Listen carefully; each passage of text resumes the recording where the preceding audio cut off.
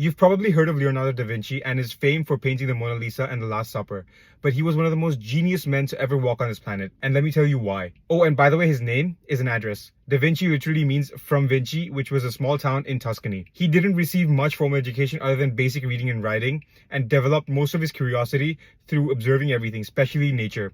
On the topic of nature, he especially loved animals. In fact, he was so sympathetic towards animals that he became a vegetarian afterwards. He used to buy caged birds and release them in his free time. Speaking of birds, he created a flying machine illustration 400 years before the Wright brothers even thought of the idea. He also came up with the reasoning of why the sky is blue long before any physicist did, made one of the first armored vehicle drawings to fight in battles, basically a tank, and so many other fascinating creations. Kings and emperors admired Da Vinci as an artist, but over 6,000 pages of his work was kept mainly to himself and only discovered hundreds of years after his death. At a point, he used to dissect human bodies to better understand the structure of a human body in order to help his paintings. However, he probably got so fascinated by the human anatomy that he started doing research on human bodies. And he was one of the first people to make wax molds of organs, including the brain. And he didn't care about money that much. He truly believed that knowledge was one of the most important things a human can have.